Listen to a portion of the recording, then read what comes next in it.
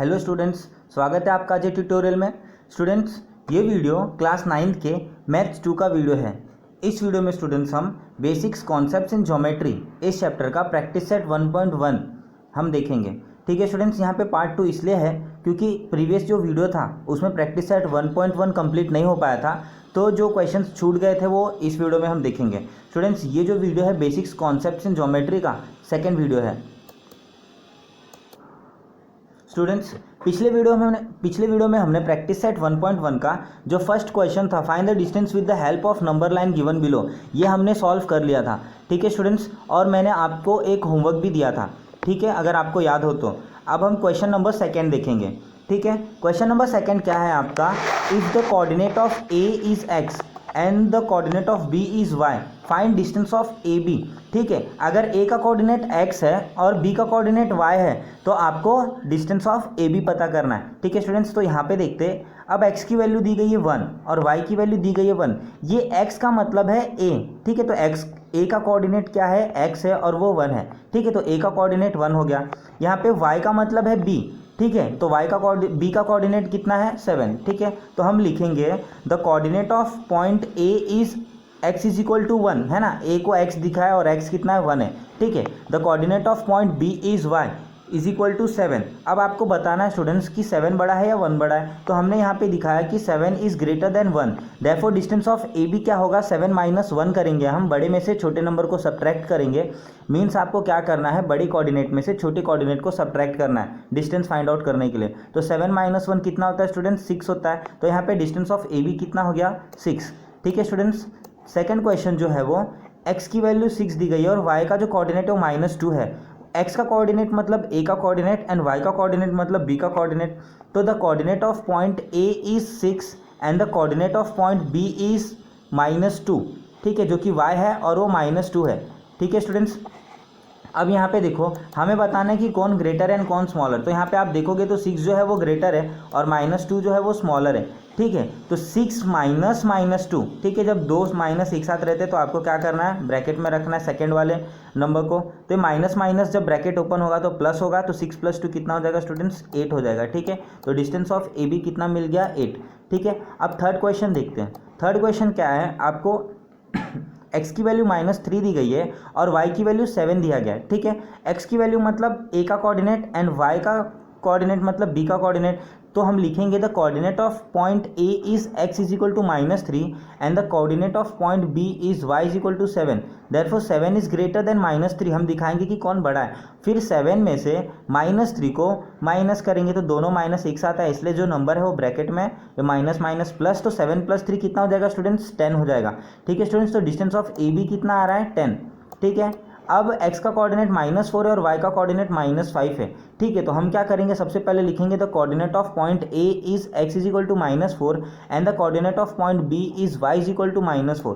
ठीक है, तो -4 जो है वो -5 से बड़ा है। स्टूडेंट्स, मैंने आपको बताया माइनस में जो नंबर छोटा होता है वो बड़ा होता है। ठीक है, तो यहाँ पे 4 छोटा है, दोनों को माइनस है, इसलिए -4 बड़ा है। तो -4 में से -5 को माइनस करेंगे तो यहाँ पे ये जो दोनों माइनस है, माइनस माइनस प्लस हो जाएगा। तो प्लस माइनस -5 में से 4 गया तो 1, ग्रेटर नंबर को साइन प्लस है तो आंसर में भी प्लस, तो डिस्टेंस ऑफ ए बी आपका 1 आ गया। ठीक है स्टूडेंट्स, क्वेश्चन नंबर 5 देखो। क्वेश्चन नंबर 5 में आपको लिखा है x इज इक्वल टू -3 और y इज इक्वल टू -1। ठीक है, तो हम क्या करेंगे, the coordinate of point a is x is equal to -3 and the coordinate of point b is y is equal to -6। ठीक है, अब हमें दिखाना है कि कौन सा जो कोऑर्डिनेट है वो बड़ा है। तो यहाँ पे -3 -6 से बड़ा है क्योंकि माइनस में छोटा नंबर बड़ा होता है। ठीक है स्टूडेंट्स, तो यहाँ पे डिस्टेंस ऑफ ए बी क्या लिखेंगे, -3 में से -6 को माइनस करेंगे तो माइनस माइनस प्लस हो जाएगा, तो 6 - 3 कितना होगा, 3। ठीक है स्टूडेंट्स, तो डिस्टेंस ऑफ ए बी कितना आ गया, 3। स्टूडेंट्स, यहाँ पे क्वेश्चन नंबर सेकंड में मैंने 5 ही क्वेश्चन सॉल्व करा है, बट क्वेश्चन नंबर सेकंड में 6 क्वेश्चन है। तो जो छठवां जो क्वेश्चन है स्टूडेंट्स, 6th जो क्वेश्चन है वो आपके लिए होमवर्क है। ठीक है स्टूडेंट्स, तो क्वेश्चन नंबर 3 देखते हैं। From the information given below find which of the point is between the other two if the points are not collinear state so. ठीक है स्टूडेंट्स, आपको यहाँ पर देखो, यहाँ पे डिस्टेंस ऑफ पी आर दिया गया है, डिस्टेंस ऑफ पी क्यू दिया गया और डिस्टेंस ऑफ क्यू आर दिया गया। ठीक है, 3 डिस्टेंस दी गई है और आपसे पूछा है कि आप बताइए कि यहाँ पे जो पॉइंट्स है वो कोलिनियर है कि नहीं। ठीक है, और अगर कोलिनियर है तो कौन सा पॉइंट्स दो पॉइंट्स के बीच में। ठीक है। तो यहाँ पे कौन कौन से पॉइंट्स का जिक्र हुआ है, यहाँ पे देखो पी आर, पी क्यू और क्यू आर, कौन कौन से पॉइंट का जिक्र हो रहा है स्टूडेंट्स, पी क्यू आर, ठीक है, 3 पॉइंट्स का जिक्र हो रहा है। और मैंने आपको पिछले वीडियो में बताया था कि आपको कैसे बताना है कि बिटवीननेस क्या होता है, ठीक है। मैंने क्या कहा था स्टूडेंट्स, यहाँ पे जो सबसे बड़ा नंबर है, सबसे बड़ा जो डिस्टेंस है उसको हम अकेला रखेंगे और बाकी 2 स्मॉल डिस्टेंस को ऐड करके देखेंगे क्या वो बड़े वाले के इक्वल है कि नहीं, ठीक है। अब आप यहाँ पे देखो तो डिस्टेंस ऑफ पी आर 7 है और डिस्टेंस ऑफ क्यू आर 3 है, तो यहाँ पे सबसे बड़ा डिस्टेंस कौन सा हो गया, डिस्टेंस ऑफ पी क्यू जो है वो 10 है, तो हम इसको एज इट इज़ रखेंगे और बाकी ये जो दोनों है इनको प्लस करेंगे, ठीक है स्टूडेंट्स।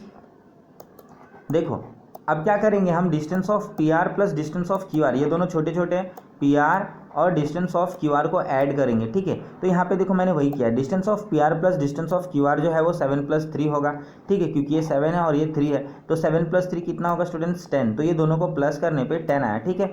अब देखो बड़े वाले के बराबर है क्या, बड़ा वाला कितना है आपका, डिस्टेंस ऑफ पी क्यू जो है वो 10 है। इसका मतलब स्टूडेंट्स अगर मैं एक लाइन ड्रॉ करूँ, ठीक है, 10 सेंटीमीटर का, यहाँ पे मैं लिखता हूँ P, ठीक है, और यहाँ पे मैं लिखता हूँ Q, ठीक है, तो PQ कितना है स्टूडेंट्स 10 है, ठीक है। अब हम देखते हैं क्या ये दोनों छोटे को ऐड करके बड़े वाले के बराबर होता है, छोटा वाला था PR, ठीक है, PR कितना है 7, मान लो कि मैंने यहाँ पे एक पॉइंट ले लिया और ये है हमारा R, ठीक है स्टूडेंट्स। अगर ये PR 7 है और ये 3 है, ठीक है, क्यू आर जो है वो 3 है, तो दोनों को प्लस किया, 7 + 3 कितना होता है 10 होता है, मतलब दोनों छोटे को प्लस करने पे अगर बड़े लेंथ के बराबर है इसका मतलब पॉइंट्स कोलिनियर है, ठीक है स्टूडेंट्स। इसका मतलब क्या है, पॉइंट्स कोलिनियर है, तो हम सबसे पहले वही दिखाएंगे। अब यहाँ पे देखो distance of P R plus distance of Q R is equal to distance of P Q from 1 and 2। 1 में हमने दिखाया कि ये दोनों प्लस करने पे 10 है और 2 में हमने दिखाया कि पी क्यू अकेला 10 है, तो दोनों को प्लस करने पे पी क्यू के बराबर है, ठीक है। तो इसका मतलब क्या है students, point P R and Q R collinear point, ठीक है स्टूडेंट्स,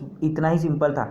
अब आपको बताना है कि कौन सा किसके बीच में है, ठीक है स्टूडेंट्स। अगर मैंने आपको अभी बताया आपका जो सबसे बड़ा लेंथ है वो पी क्यू है, ठीक है, अगर मैं लाइन बनाता हूँ, ठीक है, अगर मैं लाइन ड्रॉ करता हूँ और आपका एंड पॉइंट मतलब दोनों तरफ जो कोने कोने में पॉइंट है वो पी क्यू है, तो बीच में कौन आएगा स्टूडेंट्स, यहाँ पे बीच में हमेशा वो पॉइंट आएगा जो सबसे बड़े वाले लेंथ में नहीं रहेगा। सबसे बड़ा वाला लेंथ मतलब पी क्यू में कौन सा पॉइंट आपको नहीं दिख रहा है, आर, तो यहाँ पे कौन आएगा स्टूडेंट्स, आर, ठीक है। इस तरीके से आपको सॉल्व करना है। तो point P R and Q R collinear point, ठीक है, कोलिनियर है, और point R lies between point P and Q, ठीक है। इस तरीके से आपको दिखाना है कि वो कोलिनियर है और आर जो है वो पी और क्यू के बीच में होगा, ठीक है स्टूडेंट्स। बहुत ही सिंपल क्वेश्चन है।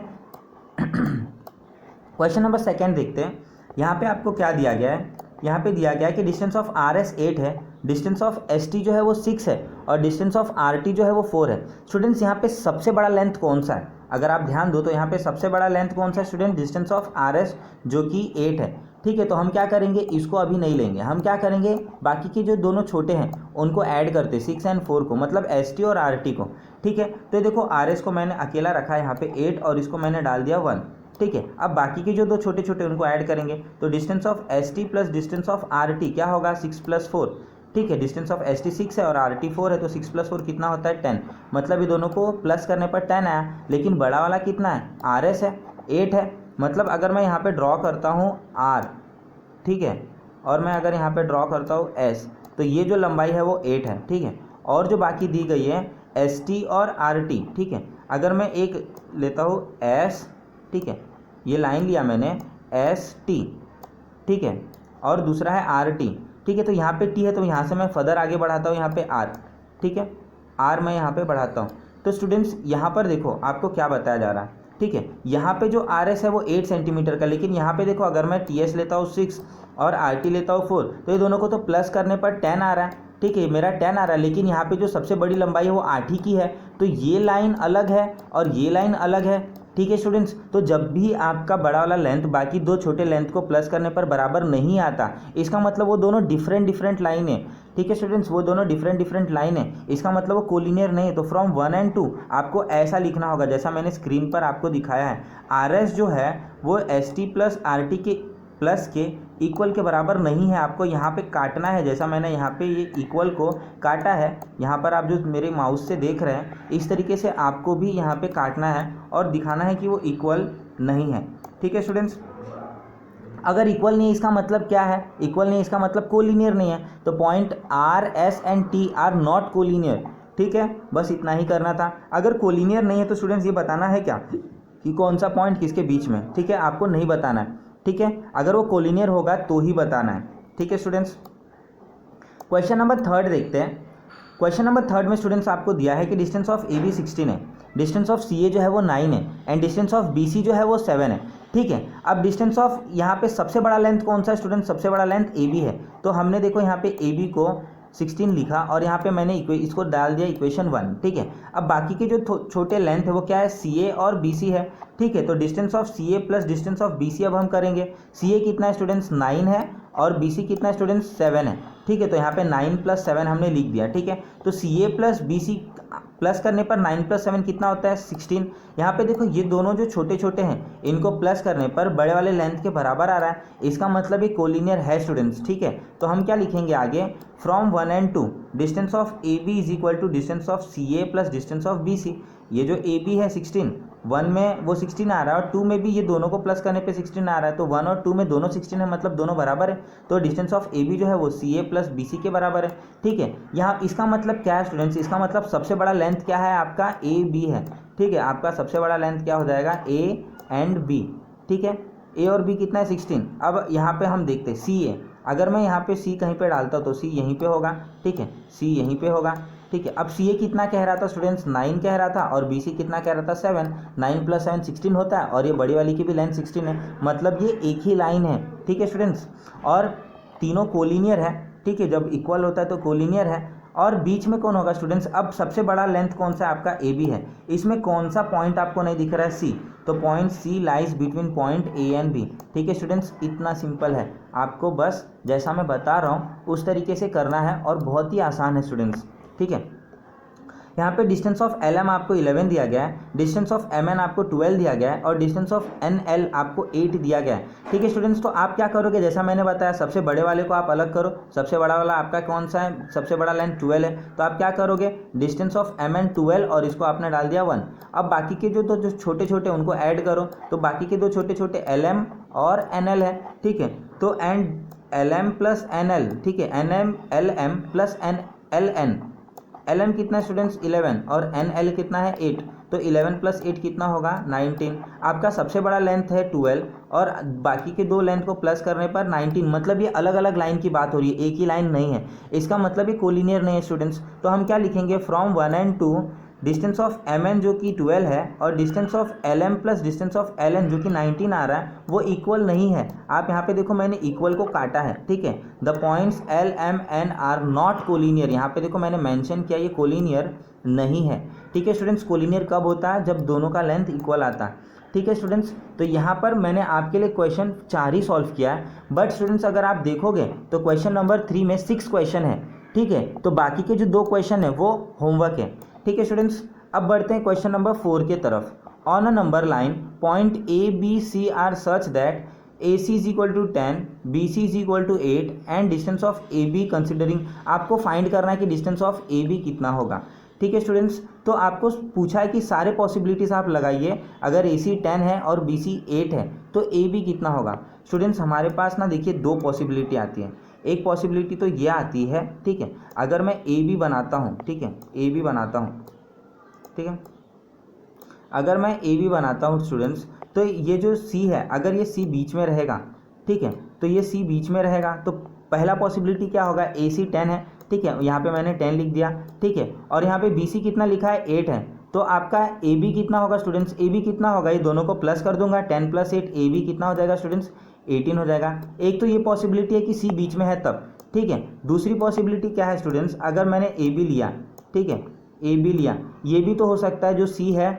वो इसके बीच में नहीं है, इस लाइन के बीच में नहीं, कहीं पे बाहर है, यहाँ पे है, तो मैं क्या करूँगा बी सी को जोड़ दूंगा, ठीक है। और आपको ये क्या कह रहा है, ए सी कितना है 10, ठीक है, पूरा का पूरा ए सी जो है वो कितना है 10, ठीक है, ये ए सी 10 है और बी सी कितना है स्टूडेंट्स 8 है, इसमें से ये 8 है, ठीक है। अगर पूरा 10 है जिसमें से ये जो बी सी है वो 8 है, तो मैं अगर ये माइनस कर दूं, 10 में से 8 माइनस कर दूं, तो ए बी कितना बच रहा है स्टूडेंट्स 2।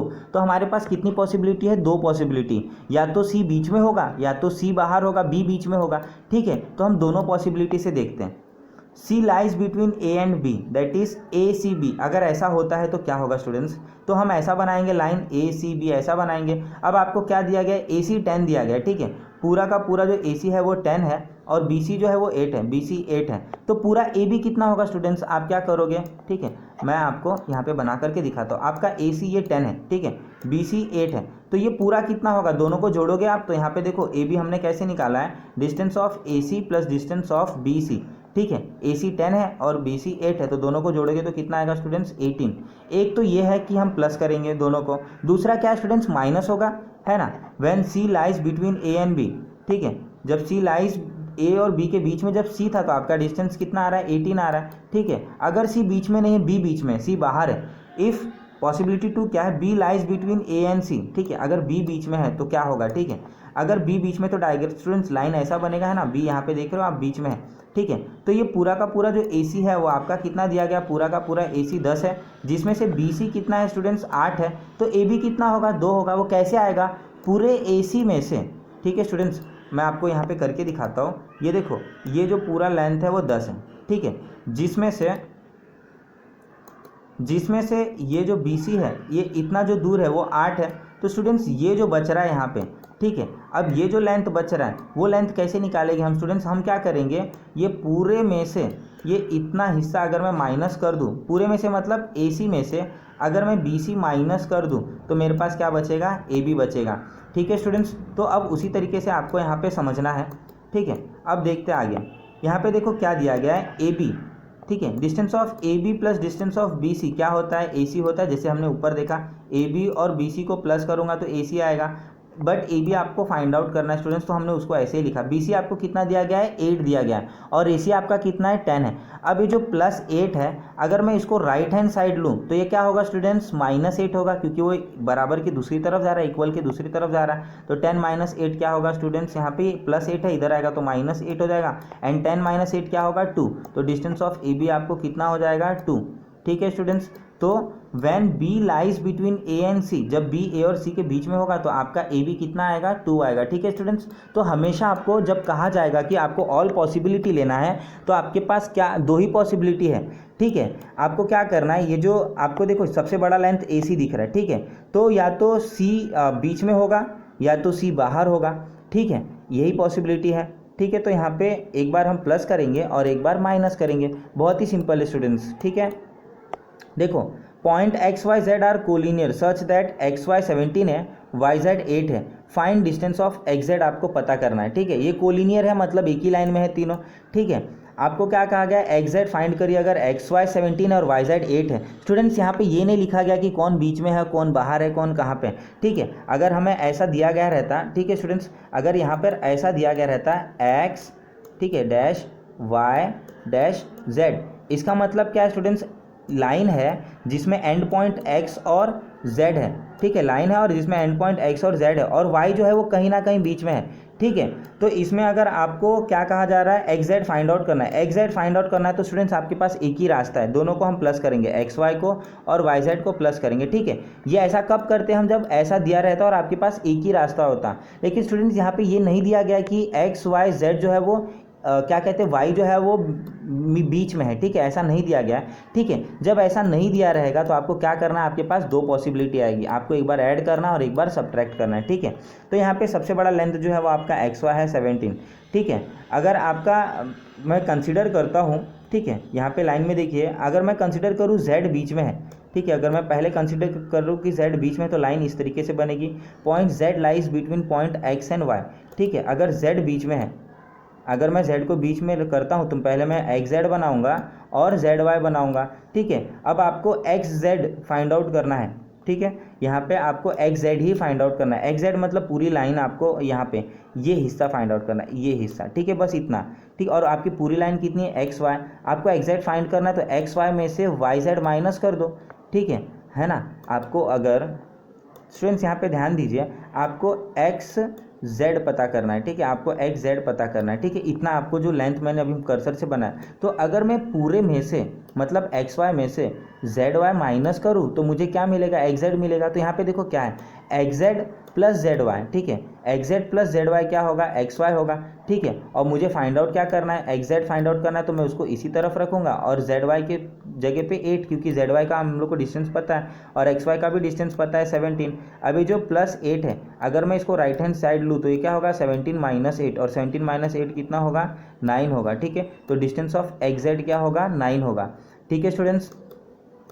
तो एक बार हमने माइनस किया, अब स्टूडेंट्स हमें क्या करना है, अब हमें प्लस करना है, ठीक है। तो point y lies between point x and z, ठीक है। अब यहाँ पर देखो हमने क्या माना था, यहाँ पर देखो एक्स वाई है तो इसके बीच में z हो सकता है, या तो z बाहर होगा। जब z बाहर होगा तो y बीच में होगा। तो जब z बाहर था, ठीक है स्टूडेंट्स, तो पहला हमने क्या माना कि ये दोनों के बीच में z है, ठीक है। तो जब z बीच में था तो हमें आंसर माइनस करने पे मिला। अगर z मैं बाहर लेता हूँ, ठीक है, यहाँ पे देखो मैंने क्या लिया, z बाहर है तो पॉइंट y बीच में होगा, तो point y lies between point x and z, ठीक है। x y z के बीच में पॉइंट y है, तो डायग्राम कुछ इस तरीके से बनेगा, ठीक है, जो आपको स्क्रीन पर दिख रहा है यहाँ पे diagram x y and z, ठीक है। डायग्राम कुछ इस तरीके से बनेगा x y z, ठीक है। अब यहाँ पे देखो y बीच में है और आपको फाइंड आउट क्या करना है, पूरा का पूरा एक्स जेड। तो वो कैसे मिलेगा students, X Y plus Y Z, दोनों को प्लस करना पड़ेगा। तो एक्स जेड कैसे मिलेगा, X Y plus Y Z. X Y आपका कितना है 17 और वाई जेड कितना 8, और 17 प्लस 8 क्या होता है 25, ठीक है। मैंने आपको अभी भी बताया था, जब आपको पास पॉसिबिलिटी नहीं है तो आप क्या करो, आप सबसे बड़ी वाली लेंथ लो, एक्स वाई लिया हमने, अब तीसरा पॉइंट कौन सा है जेड, ठीक है। आपके पास दो पॉसिबिलिटी होगी, या तो जेड इन दोनों के बीच में होगा, जब बीच में होगा, ठीक है, तो आपको माइनस करने पे मिलेगा, और जब बाहर होगा, ठीक है, तो y बीच में होगा स्टूडेंट्स। बस आपको वही ध्यान देना है, पॉइंट y लाइज बिटवीन, और जब y बाहर था तो दोनों को प्लस करके हमने आंसर लाया, ठीक है। क्वेश्चन नंबर 6 देखते हैं, sketch proper figure and write the answer to the following question, ठीक है। अब यहाँ पे देखो स्टूडेंट्स, आपको यहाँ पे दिया गया है कि b बीच में है। जब b बीच में है तो आपके पास सिर्फ और सिर्फ एक ही पॉसिबिलिटी होगी, ठीक है। देखते हैं कैसा, आपको AC दिया गया 11, तो पहले हमने लाइन बना दिया, लाइन यहाँ पे आपको दिख रहा है, और यहाँ पे देखो B बीच में, तो हमने यहाँ पे B को कहीं पे भी बीच में ले लिया और ABC लिख दिया, ठीक है। अब AC 11 है, मतलब आपको पूरे लेंथ की, जो पूरा लेंथ है AC, उसका लंबाई दे दिया गया 11, BC इसमें 6.5 है, तो AB लाना है। तो स्टूडेंट्स हम क्या करेंगे, ये पूरे में से अगर मैं सिर्फ BC को ही हटाता हूँ, ठीक है, ये सिर्फ इतना हिस्सा अगर हटाता तो क्या बचेगा, AB बचेगा, ठीक है। बट AC कैसे आता है, AB प्लस BC पूरा AC होता है, तो हमने लिख दिया, ठीक है। यहाँ पे देखो AB प्लस BC क्या होता है, AC होता है। अब आपको AC 11 दिया गया है और BC 6.5 है। अब ये जो 6.5 लेफ्ट हैंड साइड है, अगर मैं इसको राइट हैंड साइड लूँ तो वो क्या होगा स्टूडेंट्स, माइनस होगा। तो 11 माइनस 6.5 क्या होगा 4.5, मतलब AB का लेंथ कितना आ गया 4.5। स्टूडेंट्स यहाँ पे आपके पास दूसरी पॉसिबिलिटी नहीं होगी, क्योंकि यहाँ पे देखो आपको यहाँ पे दिया गया है कि ABC कोलिनियर है और B बीच में है, ठीक है। आपके पास दो पॉसिबिलिटी कब होती है, जब आपको ये नहीं दिया गया रहता है कि ABC कोली, ठीक है, कौन सा पॉइंट बीच में है, ठीक है। तब आप कंसिडर कर सकते हो कि कोई भी पॉइंट बीच में, और अगली केस में आप दूसरे पॉइंट को बाहर रख सकते हो, ठीक है स्टूडेंट्स। यहाँ पर अगर स्टूडेंट्स हम देखेंगे तो यहाँ पे RST, ठीक है, यहाँ पे आपको दिया RST कोलिनियर है और S जो है वो बीच में है, तो डायग्राम आपका कुछ इस तरीके से बनेगा। यहाँ पे देखो RST, देखो S मैंने बीच में रखा है, ठीक है। अब इसको सॉल्व कैसे करेंगे, ST आपको दिया है 3.7, ठीक है। यहाँ पे देखो आपको ST दिया है 3.7, तो ये जो है आपका ST हो गया 3.7, ठीक है। और RS दिया 2.5, यहाँ पे है आपका RS 2.5, ठीक है। और आपको फाइंड आउट क्या करना, पूरा का पूरा RT फाइंड आउट करना। स्टूडेंट्स पूरा का पूरा RT फाइंड आउट करने के लिए, ये पूरा RT फाइंड आउट करने के लिए आप क्या करोगे, RS प्लस ST करोगे। तो यहाँ पे देखो, यहाँ पे RS प्लस ST क्या हो गया, RT हो गया, ठीक है। यहाँ पे स्टूडेंट्स जो आपको दिया गया वही मैंने बस वही लिखा और कुछ नहीं लिखा, और आपको ये दिखाना है कि ऐसा हम ऐड कब करते, जब ये सब कोलिनियर हो, एक ही लाइन पे हो तो ही ऐड कर सकते हैं, ठीक है। RS कितना दिया गया स्टूडेंट्स 2.5 दिया गया है, और ST कितना दिया गया है 3.7 दिया गया है, और ये दोनों को जोड़ने पर RT आता है। अब ये दोनों को प्लस करेंगे तो कितना आएगा 6.2 आएगा, मतलब आपका RT कितना हो गया स्टूडेंट्स 6.2, ठीक है स्टूडेंट्स। आई होप आपको सब समझ रहा होगा स्टूडेंट्स। अगर मैं फास्ट जा रहा हूँ तो आप क्या करिए, वीडियो को पॉज करिए, और वीडियो को जहाँ पे आप पॉज करेंगे वहाँ पे वापस से बैक जा कर के आप देख सकते हैं, ठीक है। यहाँ पर देखो स्टूडेंट्स, यहाँ पर आपको पूछा है कि अगर XYZ ऐसा है कि Y बीच में है, ठीक है, तो आपको XZ 3√7 दिया और XY √7 दिया, तो आप YZ पता करिए। तो सबसे पहले तो हम लाइन ड्रॉ करके देखते हैं कि कौन कहाँ पे आ रहा है, ठीक है। तो ये लाइन हमने अगर ड्रॉ किया स्टूडेंट्स, तो यहाँ पे देखो Y बीच में है, X यहाँ पर है और XZ है। इसका मतलब students XY plus Y Z X Z होगा, तो यहाँ पे देखो X Y plus Y Z X Z हो रहा है, ठीक है। अब इसके जगह पे वैल्यू पुट कर दो, एक्स जेड आपको 3√7 दिया है, तो एक्स जेड के जगह पे हमने 3√7 लिख दिया।